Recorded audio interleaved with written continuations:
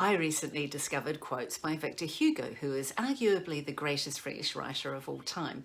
And I was so taken with them, I thought I would take two of them and talk about how they relate to our employer, employee, and job seeker journeys. Hello, Kayleen Martin, founder of Ripple Recruitment, talent agent, recruitment specialist, and employee experience analyst.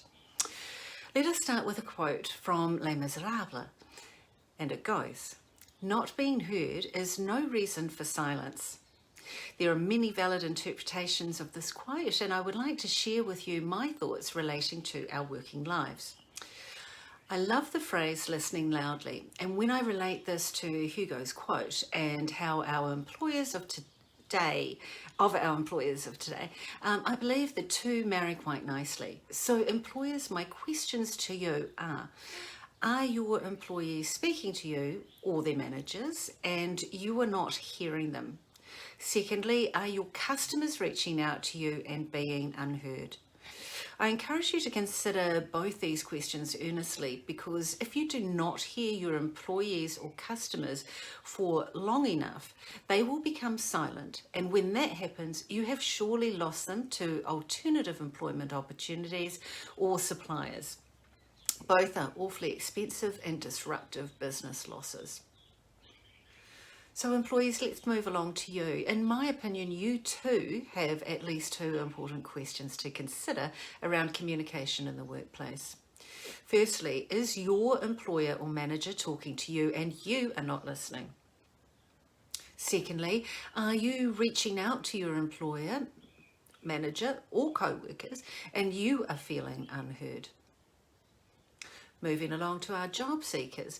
In our COVID-19 employment market, you will likely at times feel you are not being heard, and this will be the case in some instances. But I urge you not to become silent, because that will guarantee that you will not be heard. But you too must sharpen your listening skills and hear my voice to get you started. Please polish your CV. If you're unable to do this yourself and achieve a great result, please use a writing service such as ours. It does not guarantee you an interview, but it guarantees you will not be rejected based on poor design, grammar, content, or spelling. If budget is a problem because you are not currently employed, speak to me. I'm sure we can work something out for you. So according to Julian Treasure, who is a sound expert, we are losing our listening, which is a serious matter. Currently, we retain just 25% of what we hear, and it is a serious matter because conscious listening creates connections and understanding. And a world without these will fall victim to violence, acts of ignorance, and separation and segregation, not only in the greater world, but in our workplaces. So here are 5 tips from Treasure to help improve our listening.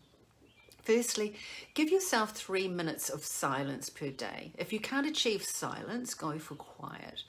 In a noisy place, take the opportunity to identify the different channels of noise. So for example, in a cafe, you might identify the coffee machine, then chattering, utensils knocking together, a service bell, and so on. Thirdly, take time to enjoy mundane sounds. So for example, a washing machine or photocopier. Fourthly, play with your listening positions. We all listen with filters such as our culture, expectations, intention, values, and so on. So play around with the filters and see how they can alter a soundbite, how you interpret a soundbite. Lastly and fifth, think about the acronym RASA. So to improve how you listen to another person, R is for receive the message, A is for appreciate the message, S is for summarize what you have heard, and the next A is for ask questions. So become connected, practice understanding, and enjoy peace in your workplace, and be a part of a more productive team environment. Thank you for watching. Bye for now. Stay safe.